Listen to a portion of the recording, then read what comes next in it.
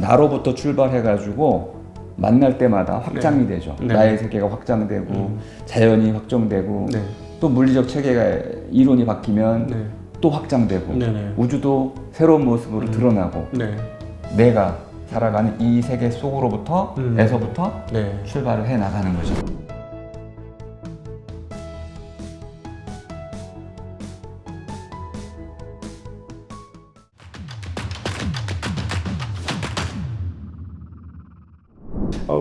참고로 우리 구현상 작가님은 한국의 그 마르틴 하이데거의 대단한 전문가 중 하나십니다. 사실은 오늘 책 얘기도 해야 되지만 그 얘기도 하면 정말 재밌는데 마르틴 하이데거가 어떤 존재론에 집중했습니다만 시간에 관해서도 굉장히 집중하지 않았습니까? 그렇죠. 그거 어떤 그 특별히 인간이라는 존재를 존재하지만 유한한 존재라는 의미에서 시간 내의 존재 뭐 이렇게도 표현하지 않습니까? 네. 조금 설명해 주시면 좋을 것 같아요. 우리 이 책 들어가기 전에 몸풀기로 우리 좋죠. 철학적 사고로. 네. 감사합니다. 네. 그 이제 하이데거는 1889년에 태어나가지고 1976년에 돌아가셨어요. 네. 시간이 굉장히 중요합니다. 네. 1차 대전, 2차 대전을 겪고 특히 이제 그 과학 기술이 고도화되는 그 시기에 네. 기술의 본질에 깊이 숙고를 했던 철학자입니다. 네네. 그런데 이제 1900년대는 네. 이게 한 세기가 이제 그 전환되는 시기에는 모든 사상가들이 이 세기의 의미를 숙고하려고 그래요. 지나간 세기는 어떤 세기였고 새로 오는 시기는 어떤 세기냐. 네. 그때 이제 그 스승님께서 네. 마틴 하이데거의 스승님이 에드문드 후설, 후설. 현상학의 창시자이신데 네. 이분이 어떤 이제 철학적인 흐름을 만들어 내셨냐면 네.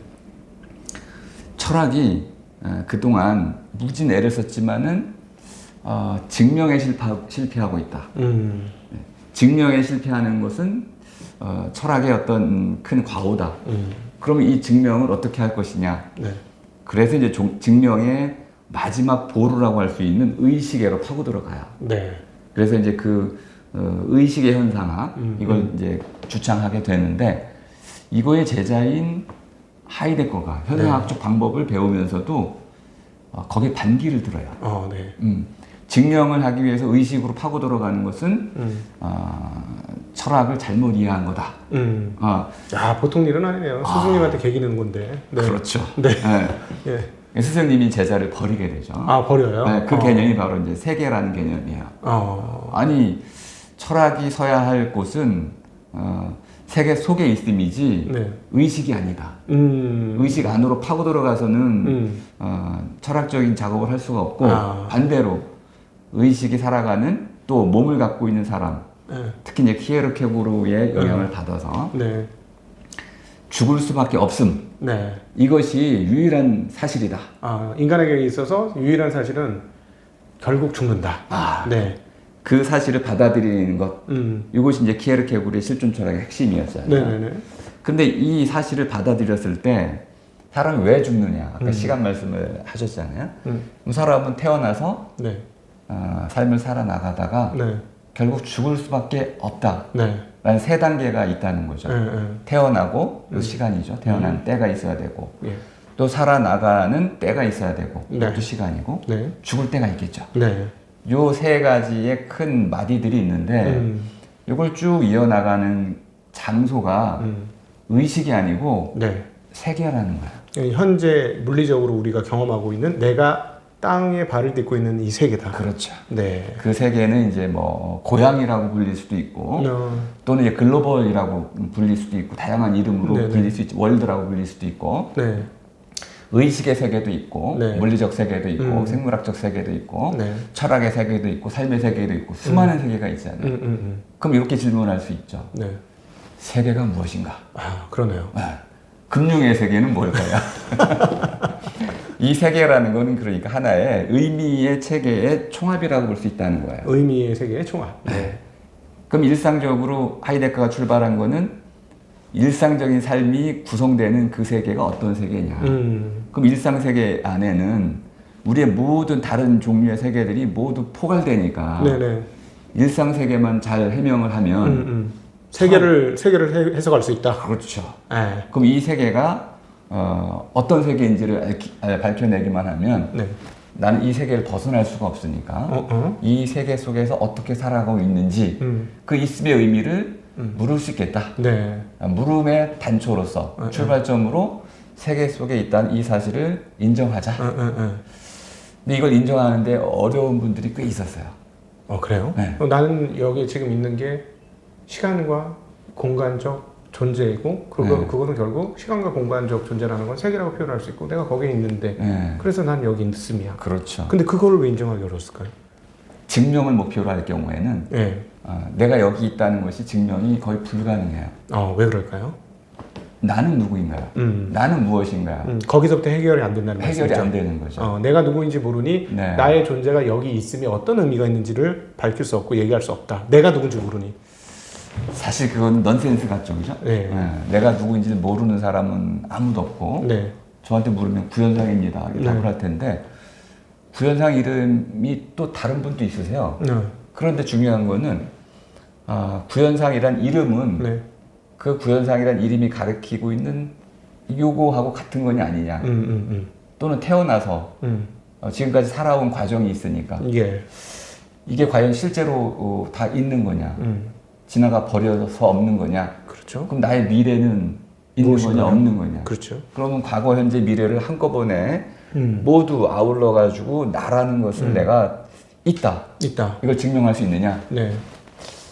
그걸 실패해 왔잖아요. 데카르트가 나는 생각한다. 고로 존재한다. 그러므로 나는 있다라고 했지만은 그 거꾸로 얘기하면은 데카르트는 내가 있기 때문에 나는 생각할 수 있다라고 말했어야 하는 거를 잘못 말하는 거죠. 네네네. 나는 가끔은 생각하고 네. 가끔은 생각하지 않고 그렇죠. 나는 잠을 자고 네. 기억을 잃어버릴 수도 있고 그렇죠. 그런데 이럴 때도 나는 있죠. 있죠. 네. 내가 있기 때문에만 나는 생각할 수도 있고 생각하지 않을 수도 있고 생각 그렇죠. 못할 수도 있는 존재가 먼저지 의식이 먼저는 아닐 수가 있는데 네. 의식하는 나라는 그 의식적인 현상을 가지고 나의 존재를 증명해 버리니까 의식하고 있을 때만 내가 존재하는 것으로 의식할 때 존재하는 건 맞지만 그것이 나의 존재의 모든 것들을 다 설명해 주는 건 아닌데 그렇게 했으니까 사실 왜곡이었다. 네. 네. 이제 무엇을 중시할 것이냐의 문제로 또 바뀔 수도 있는데 네. 후설 스승님께서는 의식 나는 생각한다. 의식이라는 것이 생각의 어떤 주체라고 한다면은 이 의식이 나의 있음을 증명해주는 근거다라고 본 거죠. 네. 그런데 이제 하이데거를 뒤집은 거죠. 네. 뭔 소리냐. 그렇지. 내가 있기 때문에 그렇지. 나의 의식과 나의 생각도 가능하다. 그럼 내가 있다는 것은 무슨 의미냐? 이렇게 물어볼 수 있는 거죠. 그러니까 서양 철학의 이 정통했던 하이데거. 그렇죠. 에드먼드 후설은 철학사에 정통하지는 않았어요. 네네네. 그러니까 좀 과학주의적 이런 토대를 갖고 철학을 했다고 한다면은 네. 하이데거는 철학사적인 풍부한 이 전거들을 갖고 네. 철학사적 맥락 하에서 특히 독일 철학의 맥락 하에서 네. 세계의 의미를 밝히고자 했던 거죠. 네네네. 그럼 요 세계 개념을 잘 이해하면 결국 쉘링이라든지 피히테라든지 헤겔, 칸트 이런 독일 철학이 다 들어오게 돼요. 왜냐하면 이 세계는 곧 민족적 세계니까. 지금은 이제 우리가 그렇게 말하면 와. 낡은 거죠. 굉장히 편협해 보이네요. 네. 편협해 보일 수도 있어요. 네. 그러니까 하나의 세계, 나의 세계니까. 그 우리의 세계라는 게 있을 수 있냐? 이렇게 물어보면 우리의 세계라고 말해줄 수 있는 거는 있는 것처럼 보이는데 네네. 그것도 나의 세계 안에서 우리의 세계지. 정말 우리의 세계라는 게 있느냐? 이렇게 물어보면 우리라는 것의 의미를 다시 묻게 돼요. 그렇지. 우리라는 거는 내가 상상하는 가상의 썸띵일 수도 있는 거니까. 그렇죠. 네. 실제로 있을 수도 있지만 그건 나만 우리라고 생각하고 쟤는 우리라고 생각 안 하면 가상이고 붕 떠버리는 거니까요. 네. 이게 이제 철학자들이 하는 좀 사유 실험 같은 건데요. 네. 세계와 자연과 우주가 있을 때 네. 무엇이 가장 클까요? 하이데거에게는 세계가 가장 커요. 네. 우리가 보기에는 내가 살아가는 이 세계는 서울 정도? 그러면은 자연은 지구 정도? 그러죠. 우주는 뭐 무한대. 네. 이럴 텐데 하이데거에게는 네. 이 우주도 결국 내 세계 안에서의 우주, 나에게 이해된 한에서의 우주이기 때문에 그런 의미에서는 내 세계가 더 크다. 이렇게 말할 수 있는 거죠. 나라는 세계는 내가 의식할 수 있는 돈 한계인데 그 너머는 내가 의식할 수 없는 거니 결국 내 넘어 있는 건 내 의식의 세계에서부터 발현돼서 시작을 해가지고 네. 그 다음 단계까지 이해할 수 있기 때문에 나는 내 세계에서부터 다른 것과의 접촉과 이렇게 뭐랄까 그 관계가 시작된다. 아, 그 정확한 표현이에요. 네. 나로부터 출발해가지고 만날 때마다 확장이 되죠. 네. 나의 세계가 확장되고 자연이 확정되고 네. 또 물리적 체계가 이론이 바뀌면 네. 또 확장되고 네네. 우주도 새로운 모습으로 드러나고 네. 이렇게 나에게 드러나 있는 만큼 네. 그것이 나의 세계가 된다는 거예요. 예. 그럼 우주도 네. 나에게 드러난 만큼 나의 세계에 편입이 되고 그렇죠. 자연도 그렇고 근데 이 모든 것들은 결국 내가 살아가는 이 세계 속으로부터 에서부터 네. 출발을 해 나가는 거죠. 아, 매우 주관주의적인 철학이네요. 한국의 어떤 공동체성이라든가 우리를 굉장히 중요시하는 사람들 입장에서 보면 왜 꼭 그렇게 생각해야 하는 반문을 안 할 수 없는 우리는 굉장히 이제 집단주의적인 성향이 조금 있잖아요. 또 동아시아 쪽 사람들은 또 좀 그렇고 그렇죠. 예 그런데 거기서는 이제 결국은 그러면 서양 철학에서의 그 인간이라는 게 상당히 개인이라는 지평 가운데서부터 세워지는 경향성이 높다 이렇게 봐야 되겠네요. 그거 보면. 그 개인주의는 근대의 산물이어가지고 인디비주얼이라는 거는 이제 인간이 무엇이냐 이렇게 물었을 때 네. 마음과 몸 이 두 가지의 결합체다, 콤포지툼 결합체다 이렇게 이해하는 관점에서 개인주의가 출현을 해요. 네. 왜냐하면 몸이라는 것은 과학의 이제 발전 이후로 쪼개서 더 이상 쪼갤 수 없는 아톰으로까지 네. 쪼개질 수 있다고 봤어요. 네. 그러니까 몸은 쪼개질 수 있는 거기 때문에 근본 입자가 아니야. 쪼개질 수 있다는 그렇죠. 것은. 우리는 질량의 합체지. 네. 네네. 뭐, 기본적으로 물질은 쪼개지면 사라져 버리겠죠. 네네. 정신은 그렇지 않다고 봤어요. 정신은 물질이 아니기 때문에 네. 쪼갤 수 없다. 이렇게 전제를 해버렸어요. 예. 근데 그것도 웃기잖아요. 네. 아니 물질의 반대인지 아닌지도 모르고 정신이. 네. 더 나아가서 정신이 뭔지를 모르는데 그렇지. 어떻게 규정할 수 있느냐. 그걸 어떻게 쪼갤 수 있느냐 없느냐 이걸 판단할 수 있겠어요. 그렇죠. 전제를 한 거죠. 정신은 그 에고라는 자아라는 개념을 갖고 쓰다 보니까 영혼 네. 불멸하고 쪼갤 수 없고 나뉠 수 없는 거라고 봤어요. 네. 이게 인디바이드. 네. 그러니까 인디비주얼 어원이 되는 게 나눌 수 없는 것 이런 뜻이죠. 어디에서? 사람에게서. 네. 사람에게서 나눌 수 없는 것은 일단 몸은 아니네요. 네. 몸은 쪼갤 수 있으니까. 그러면 정신, 영혼 또는 이제 마음이라고 하는 이것이 네. 나뉠 수 없는 거로 남아요. 네. 그럼 이것이 사람이라고 본 거죠. 네. 그래서 인디비주얼은 사람에 대한 이해로부터 비롯된 거예요. 네네. 그런데 그대로 갈수록 사람은 영혼이라는 개념을 가지고 많이 이해를 해왔죠. 영혼이라는 것은 아주 오래된 얘기지만은 숨과 같아요. 네. 그러니까 이 진료적인 물질이 있으면은 이 물질은 스스로 움직일 수가 없어요. 이게 로봇하고도 깊은 관련이 있는 얘기인데 스스로 움직일 수 없는 기계 덩어리가 있어요. 네. 후무스는 흙덩어리라는 뜻인데 네. 흙덩어리가 있고 그럼 이 흙덩어리가 있고 여기는 기계 덩어리가 있어요. 네. 메카닉이죠. 네. 그러면은 머신이 있는데 이 흙덩어리에다가 신께서 위대한 숨을 신적인 숨을 싹 불어넣었더니 살아났어요. 네. 그리고 번식을 해요. 머신 기계에다가 AI를 쫙 심었더니 네. 이게 움직여요. 네. 그리고 일을 해요. 네. 대화도 하고 감정도 가져요. 그러니까 기본적으로 서양의 이런 개인주의적인 흐름 속에서는 물질적인 것이 있는데 네. 요 안에 이런 숨, 영혼, 마음 또는 정신 또는 이런 지능 이런 게 들어가면은 살아나서 움직일 수 있고 어떤 일을 할 수 있다. 라는 기본적인 아이디어가 깔려 있는 거죠. 그러니까 서양에서 어떤 그 메카닉이라고 하는 뭐 기술 문명이 더 빨리 발달했던 거는 사실은 이런 철학이 바탕이 깔려 있어서 그렇다고 봐야 될까요? 그건 더 복잡하긴 한데요. 네. 기본적으로는 이제 수학적 사고라는 게 또 깔려 있고, 근데 이 수학적 사고라는 게 제가 이제 우리말로 네. 그 철학하기를 좀 네. 하고 있는데 네. 수학이란 말은 수에 관한 학문이라고 이해를 하잖아요. 그렇죠. 근데 mathematic은 수에 관한 학문이 아니에요. 그러니까 번역이 잘못된 거죠. 네. 그래서 우리가 이해를 잘못하고 있는 거예요. 네. mathematic은 보편적인 것에 관한 거예요. 예를 들어서 이 세상에서 가장 보편적인 건 뭘까요? 그러면 수죠, 모양이죠, 크기 또는 이제 질량 이런 것들 또는 속도. 어떤 것도 속도 없이 존재할 수는 없잖아요. 그럼 모든 것을 속도라는 개념으로 잴 수가 있어요. 네. 또 하나, 둘, 셋, 이 수라는 개념으로 잴 수가 있죠. 네. 크기라는 개념으로 잴 수가 있고, 네.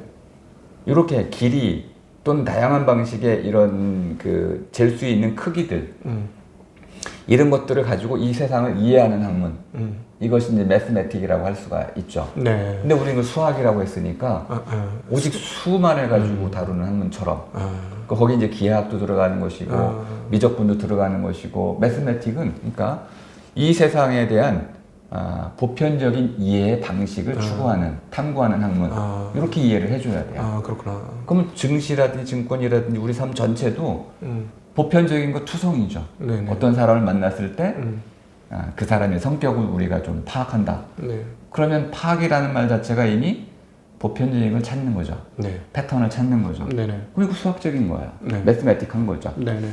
요것이 고대 그리스에서부터 출발을 했어요. 네. 그러니까 이 세계를 전부 이론적이고 보편적이고 뭔가 형이상학적인 원리를 가지고 이 변화하는 원리들을, 변화하는 것들을 설명하려고 했던 거죠. 네. 요게 이제 필로소피아였어요. 그러니까 필로소피의 근본 태도는 이것이 왜 변화하는가? 네. 왜라는 물음을 물었을 때 하늘의 별이 움직인다면 원인이 있을 것이다. 네. 그 원인을 찾는 거죠. 또 원인을 찾았으면 그 다음에는 결과를 찾겠죠. 네. 과정을 찾겠죠. 그 다음에 예측을 하겠죠. 해가지고 이 세계 전체를 변화의 관점에서 파악을 했는데 변한다는 것은 분명히 변화의 원리가 있을 것이다. 네. 근데 이 변화의 원리를 찾아내는 것이 매스매틱이라고 한다면은 네. 다시 이제 물어볼 수 있는 거죠. 삶에도 변화의 원리가 있을 텐데 근데 이게 물리적인 것과 달라요. 네. 그래서 이 삶의 세계 속에 나타나는 이 다양한 복잡한 현상들 속에 주어지는 네. 변화의 원리는 뭘까? 네. 이걸 찾아보니까 하나는 윤리죠. 윤리적인 것들. 네. 또 하나는 정치적인 것들. 네. 또 하나는 이제 뭐 형이상학적인 것들, 네. 신적인 것들. 네. 다양한 분야로 이제 이것이 확장이 되면서 네. 우리 삶을 이렇게 보편적인 차원에서 이해하는 체계를 만들기 시작한 거죠. 네. 그러니까 모든 분야에서 사실은 서양이 이런 체계화, 이 노력을 굉장히 기울여 왔고, 네. 우리말로 철학하기의 관점에서 보자면은 고대 그리스 사람들이 BC 7세기 때부터 네. 자기들 말로 철학을 했어요. 우린 지금 우리말로 철학을 잘 못해요.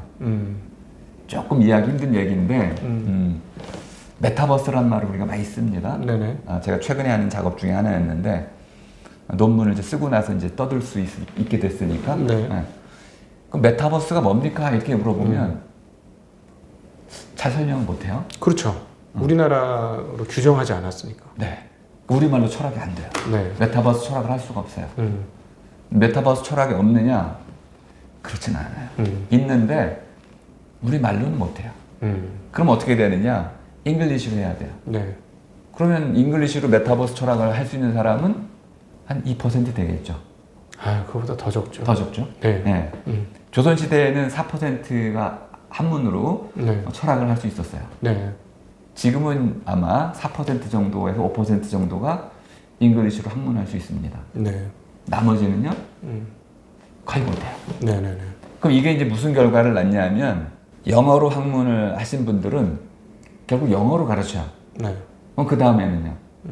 또 영어로 가르쳐야지. 나머지는 영어로 배워요. 영어로 배워야 돼. 네. 그럼 우리말로는 학문을 못하게 되는 결과를 낳죠. 네. 그럼 이 출발은 어디서 왔느냐? 메타버스 철학을 만들지 못해서.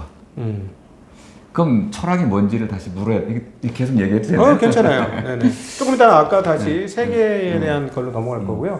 일단 지금 여러분 편하게 철학적인 수업을 듣는다고 생각하시고 어디 가서 이런 수업을 들으시겠습니까? 증시 각독이 오셨으니까 들으시는 거 아니시겠습니까? 감사합니다. 네. 메타버스라는 이 철학을 만들면 일본도 없고 중국도 없고 아메리카도 지금 없어요. 근데 메타버스라는 이 기술이 있고 일단 그리고 그 메타버스라는 실제 리얼리티가 있어요. 네, 있죠. 있어요. 네. 그리고 그 안에서 이제 사람들이 거래도 하고 또 게임도 하고 삶을 살아가고 있어요. 네. 근데 메타버스 철학은 왜 못 만들어냈을까요? 그거는 엔지니어들, 이제 기술자라고 할게요. 공학자들.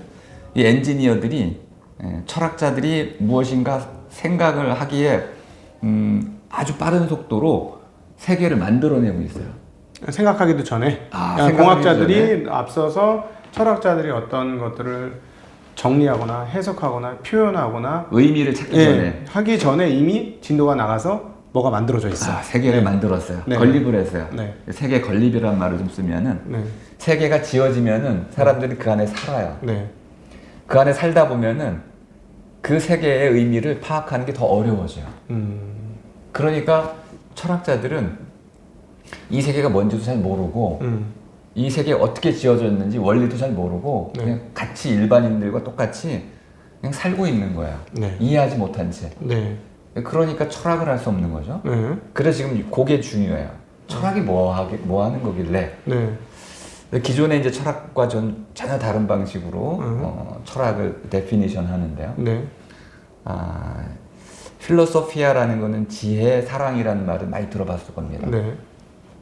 근데 문제는 지혜가 또 우리말이 아니라는 데 있어요. 그럼 지혜는 한자 말인데 네. 이거는 이제 산스크리트어. 네. 불교에서 이제 바냐라고 하는 또 이제 그 말을 번역하는 데 썼던 말이에요. 네. 그러면은 이중 삼중으로 우리말이 아니군요.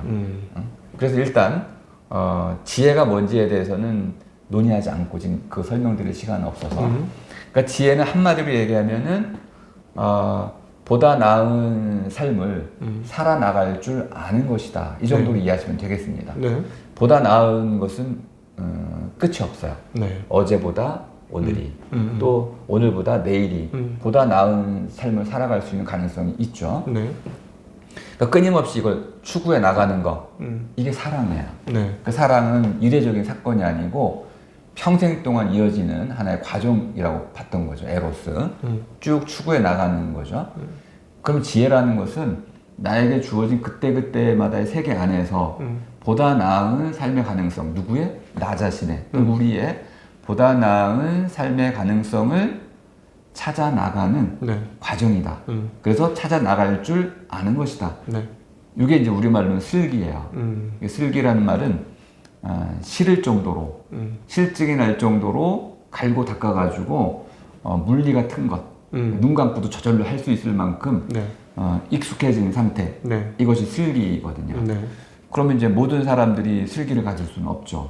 왜냐하면 굉장히 오랜 동안 연마를 해야 되고 갈고 닦아야 되고 몸이 익혀야 되고 결과가 좋아야 되고 그러니까 슬기를 가진 사람은 경륜도 아주 클 뿐만 아니라 관계도 아주 잘 갖는 사람이 돼요. 그러니까 슬기로운 사람은 우리가 좀 추구할 만한 사람이라고 할 수 있어요. 그러니까 그 사람에게는 산전수전을 다 겪었다든지 또는 미래에 대한 꿈 바라기를 갖고 있다든지 우리 모두가 어떻게 살아야 하는지에 대해서 해안을 갖고 있는 그게 이제 철학이라는 말씀이신 거죠. 그게 이제 전통적 의미의 철학이었어요. 네. 근데 지금 철학자들이 그걸 할 수가 없잖아요. 지금? 할 수가 없어요.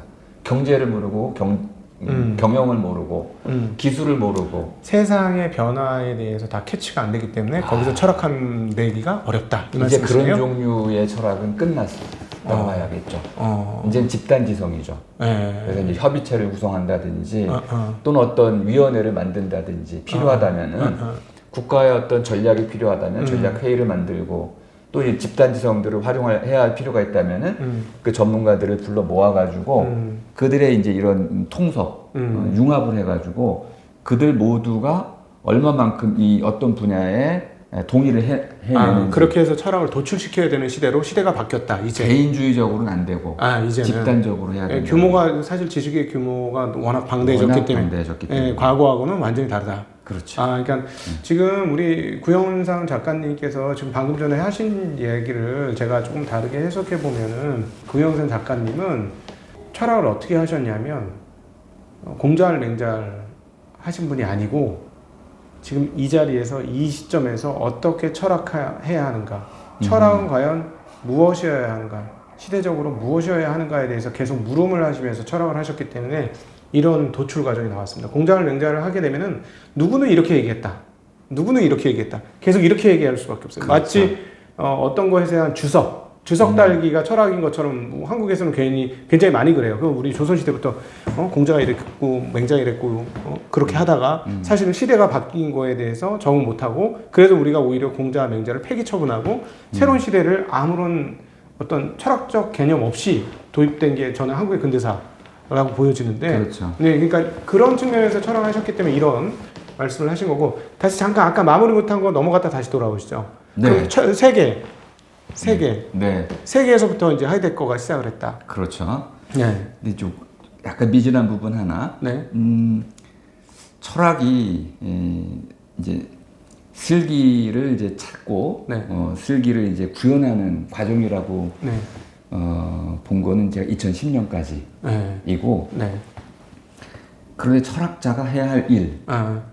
철학은 이제 기본적으로 이러한 보다 나은 삶의 가능성을 찾아가는 것이다. 찾아 나서는 것이다까지는 동의하는데 네. 그러면은 모두가 철학자라고 할 수 있어요. 그렇죠. 네. 어떤 측면에서 각각 부분 나름대로 쪼개진 철학을 조금씩은 다 들고 있을 테니까. 그렇죠. 네. 그럼 이제 전문 철학자. 네. 정말 철학자라고 불릴 만한 그 철학자가 해야 할 일은 무엇이냐. 네. 이게 이제 두 번째 이제 고민이었어요. 그래서 이제 그걸 고민하면서 제가 새롭게 철학에 대한 그 정의를 한 거는 뜻맥입니다. 철학이라는 것은 뜻맥입니다. 예. 예를 들어서 메타버스를 가지고 한번 잠깐 뜻맥임을 해볼게요. 메타버스를 잘 활용하는 것은 전통적인 철학이에요. 그거는 철학자뿐만 아니고 정치인도 그렇게 해야 돼요. 메타버스 세계가 열리면은 그 세계 속으로 들어가서 보다 나은 가능성, 좋은 가능성들을 계속 실현해 가야겠죠. 네. 그러니까 모두가 철학자가 돼야 돼요. 네. 근데 이런 직업으로서의 철학자는 그럼 뭘 해야 되는 거냐? 네. 저는 이것을 메타버스에 대한 뜻매김을 하는 자다. 이렇게 얘기할 수 있다는 거죠. 그럼 왜 이 뜻매김이 필요하냐? 뭐 뜻매김을 설명하는 건 지금 굉장히 복잡해서 간단히만 말씀드리면 세 차원이 있다.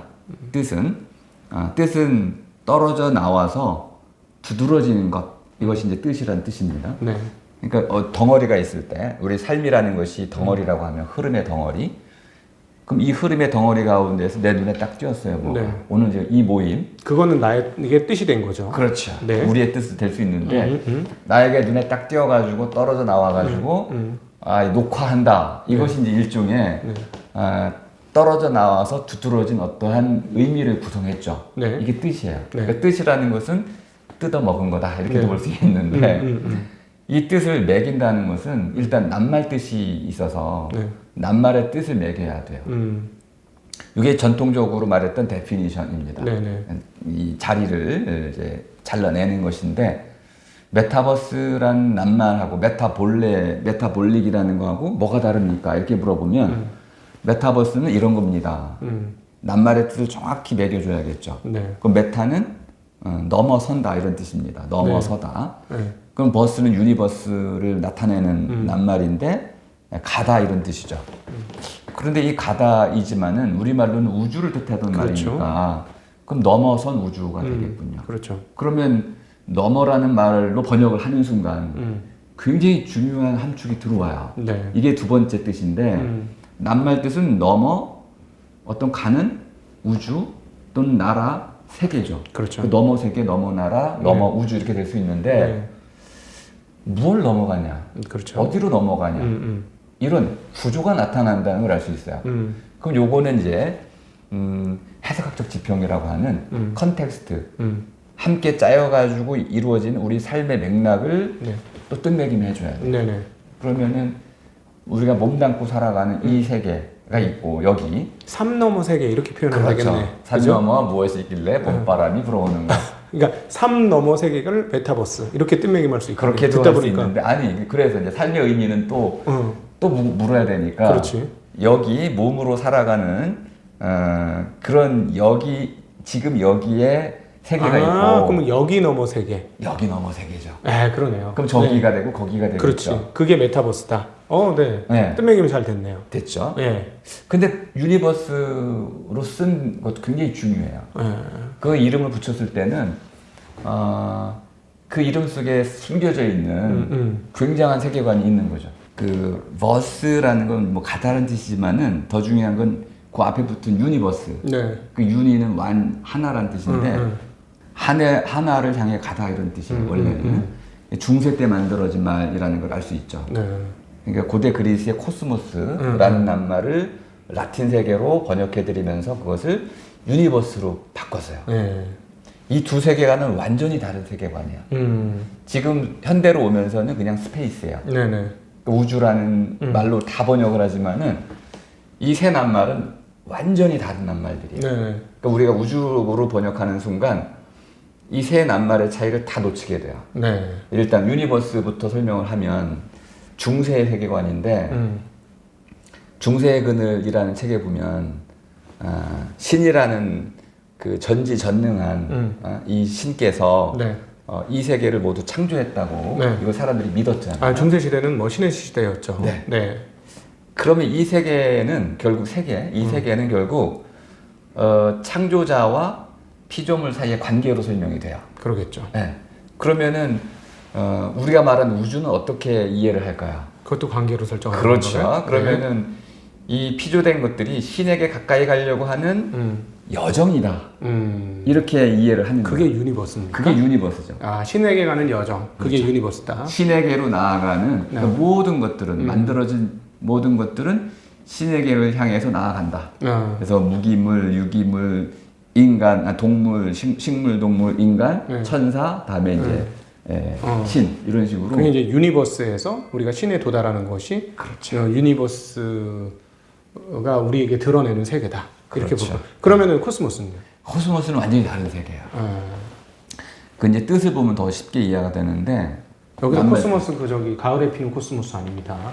뭐 그것도 거기서 왔는데. 네. 그 코스메인이라는 동사는 화장한다는 뜻이야. 코스메틱. 요즘에 쓰는. 그렇죠. 화장. 그럼 이제 그 낱말 속에 담겨 있는 화장의 뜻이 뭐냐? 강조할 부분은 강조하고 숨길 부분은 숨긴다. 네. 그래서 전체적으로 조화를 이루는 것이다. 하르모니아. 하모니를 이루는 거, 음악이죠, 그죠? 네네. 이 하모니를 이루는 것이 코스모스예요. 그러니까 하르모니아를 이루지 못하면 코스모스가 아닌 거야. 그러니까 자연 상태와 우주 상태를 굉장히 질서 잡힌 세계로 인식했던 세계관이 있네요. 그렇죠. 그렇게 본 거죠. 예. 그럼 우주의 밤하늘을 본 거죠. 네. 그 안에 보니까 별들이 총총 떠 있고, 해와 달과 별이 운행을 이렇게 하는데, 그것들이 까맣게 보이지 않는 부분은 숨겨져 있는 부분이고, 드러난 부분은 밝은 부분인데, 이것들이 조화를 이루고 있다. 하르모니아다. 그리고 멀리 갈수록 그 완전체들이 있는 그 해라든지 이런 멀리 있는 것들은 완전체라고 봤어요. 그 완전체들로부터 우리 멀리 떨어져 있죠. 그래서 결국은 유니버스라는 사상이 있지만은 그래서 완전체를 닮아가야겠죠, 우리도. 근데 닮아가는 건 불가능하다고 봤어요. 코스모스는? 네, 코스모스는. 왜 그러냐면 죽음 때문에. 우리가 저기까지 가려면 이미 우린 유한한 존재니까 가기 전에 죽은 죽는다. 뒤에는 갈 수 있을지 모르겠는데 죽기 전에는 그래서 안스로퍼스라는 이제 그 잉글리시 낱말은 죽을 수밖에 없는 자란 뜻이야. 인간이 아니고 그러니까 인간이라고 번역하는 순간 그 낱말의 뜻은 사라진 거죠. 네. 그 안트로포스라는 이 말은 죽을 수밖에 없다. 그러면은 죽지 않는 자가 있다는 뜻이잖아요. 그렇죠. 불멸, 네. immoral, 네. 이게 신이거든요. 그러니까 신과 사람을 구분한 척도가 죽음이었어요. 네. 그 신은 저 멀리, 올림포스는 그러니까 저 우리 우주 끝에 있어요. 너머에. 그러면 이 너머라는 생각을 딱 떠올리면 코스모스나 유니버스나 비록 전혀 다른 세계관이었지만은 이 세계와 저 세계를 구분하고 있다는 점에서는 같아요. 네. 그럼 메타버스는 기본적으로 서양적인 가치관, 세계관에서 나온 거죠. 이 세계는 불완전하고 죽을 수밖에 없는데 네. 저 세계로 가면 완전하고 immoral, 죽지 않는다, 영원하다. 뭐 이런 하나의 메타포가 성립이 되는 거죠. 그렇죠. 그런데 그 나라가 단순히 상상의 공간이 아니고 사람들이 관계를 맺는 새로운 세계로 바꿔놓은 거죠. 네. 그래서 이 세계에서의 관계와 저 세계에서의 관계가 사람이 죽으면은 실제로 이런 삶을 살 수 있다고 봤거든요. 죽음 이후에 천년왕국에서는 평화로운, 네. 또 행복한 지복의 삶을 살 수 있다고 봤는데 네. 이런 세계관이 메타버스에 반영이 된 거죠. 네.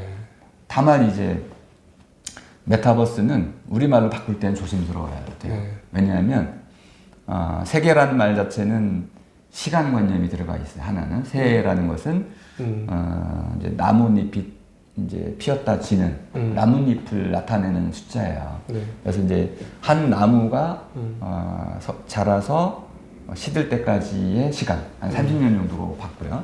그럼 세라는 것은 시간도 아니고 30년 정도를 나타내는 거고, 개라는 것은 울타리 개념이에요. 네. 그러니까 하나의 밭 같은 경계. 예? 그러면 이 공간적인 측면이 있는 거죠, 세계는. 네, 네. 그 시간적인 측면과 공간적인 측면이 나름대로의 제약되어 있는 그 세계. 네. 그런 공간, 시간의 제약. 이것이 바로 세계인데, 메타버스로 넘어갈 때 이 버스는 이런 시공간적인 제약과 무관해요. 그래서 이걸 세계로 번역하면 번역이 깨진다. 안 맞죠. 그래서 새로운 말이 필요한 거죠. 이것이 이제 그 잉글리시로도 좀 어려웠어요. 왜냐하면 이제 유니버스로 가면은 하이라키가 있는 거거든요. 등급이 있고 네네. 서열이 있어요. 네네. 그래서 우리가 서열이라고도 많이 등급이라고도 번역하고 서열이라고도 번역하는데, 이런 것들을 가지고 메타버스를 구성할 수가 없잖아요. 네. 여긴 모든 것들이 공존하고 평화롭게 공존하는 평등한 세계인데 네.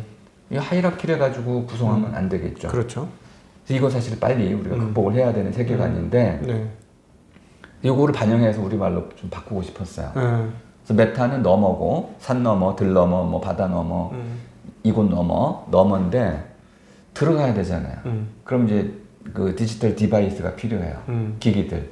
뭐 이제 헤드 마운트 셋이라든지 뭐 이런 다양한 기기들을 통해 가지고 들어가야 되고 이해를 해야 돼요. 네. 그러니까 디지털 세계 속에 쓰이는 다양한 새로운 낱말들을 개념들을 모두 이해해야만 들어갈 수 있어요. 네네. 그럼 이걸 이해했다 치고 들어갔을 때 거기서 뭐 할 것이냐? 그럼 그 들어간 세계를 어떤 이름으로 불러줄 것이냐? 그럼 버스로 부를 것이냐? 아니면 우리말답게 바꿀 것이냐? 찾기가 어려웠는데 저는 나라라는 말을 찾았어요. 나라. 나루라는 말과 연결되는데 물이 이제 이렇게 들락날락하면서 배가 들어오는 곳을 나루라고 해요. 나루터. 나루는 그러니까 이 물이 있는 곳, 그 부분을 이제 뭘 실어 나르는 곳, 그것이 나루예요. 그러니까 나라라는 것은 물이 있어서 물건을 배에 실어 나를 수 있는 곳이고, 또 이 나라라는 것은 넓다라는 뜻이 있어요. 네. 그래서 넓다. 그러니까 두 가지가 필요한 거죠. 넓은 들, 그다음에 사람들이 이제 물자를 실어 나를 수 있는 강. 요 두 가지 그 조건을 갖추고 있는 것. 그럼 이걸 달리 얘기하면은 사람들이 한데 모여 살아갈 수 있는 곳. 이것이 나라가 돼요. 네. 거기에 한 가지 더 필요해요. 법, 제도가 필요해요. 요 세 가지, 사람, 그다음에 이런 땅이라는 요거, 그다음에 제도, 이 세 가지만 있으면은 나라가 성립이 되는 거죠. 네네. 그럼 이 메타버스는 바로 그 세 가지 구성 요소를 다 갖고 있으니까 네. 나라라고 할 수 있는 거죠. 여기 넘어 나라. 그렇죠. 네. 넘어 나라라고 할 수 있는 네, 거죠. 네, 네, 네. 아, 이렇게 지금 우리 철학자가 어떻게 개념에 접근해서 개념을 세워 나가는지에 대한 생각의 과정들을 여러분 지금 좀 보셨고요. 바로 이제 이분이 지은 소설책이 AI 몸피 로봇 로댕입니다.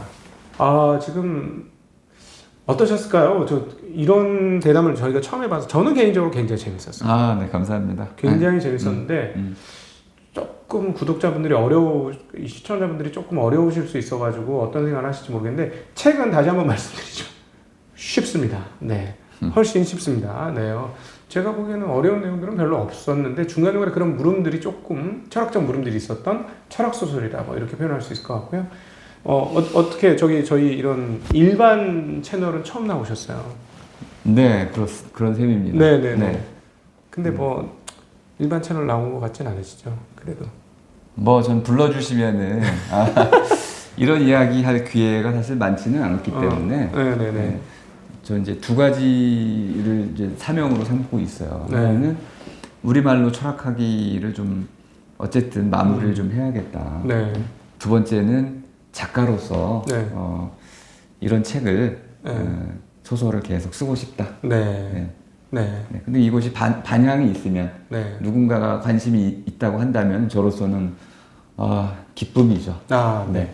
오늘 대담이 재밌으셨던 분들은 한번 책을 통해서 직접 철학 소설은 어떤 것인가 한번 접해 보시면 좋을 것 같고요. 그리고 저도 이것들을 이렇게 발간을 하면서 의문입니다. 과연 어떤 반응이 올지 진짜 궁금한데 감히 말씀드리면 이런 대담은 제가 정말 잘할 수 있는 대담입니다.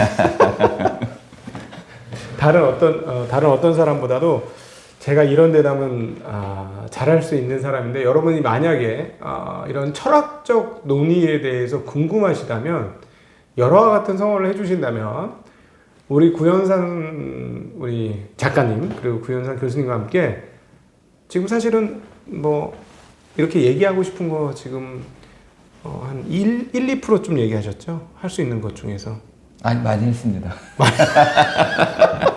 네. 오늘 여러분들이 저는 좀 의미 있었다고 생각하는 게 철학자가 어떤 것이냐에 대해서 우리 구현상 선생님께서 잘 보여주신 것 같아요. 그래서 저는 이 부분이 너무 즐겁고 여러분 재미있으셨다면 댓글이나 이런 것들을 통해서 좀 여러와 같이 반응을 해주시고 주변 분들한테도 이 철학적인 이런 대담이 있어 좀 알려주셔서 된다면 사실은 이게 경제 채널이에요. 네. 경제 채널이라서 네. 경제 채널이라서 이런 철학적 대담을 계속해야 하는 의미 좀 있는데 이거는 조금 여러분의 반응을 봐가면서 진행하도록 하겠습니다. 저는 개인적으로 오랜만에 저의 녹슬었던 철학적 뭐랄까 머릿속에 있는 메커니즘이 한번 쫙 돌아간 것 같아서 기름칠을 한번 쫙 세례를 받은 것 같아서 참 기분이 좋고 행복한 시간이었습니다. 여러분들도 그렇다면 좀 얘기를 해주시면 좋을 것 같고 이렇게 좋은 시간 만들어주신 우리 숙명여자대학교 철학과 교수 그리고 AI 몸피 로봇 로댕의 작가 구현상 작가님께서 이렇게 좋은 대담 해주셔서 정말 진심으로 감사드립니다. 감사드립니다. 네, 감사합니다. 그리고 저희 같이 인사드리겠습니다. 고맙습니다. 네.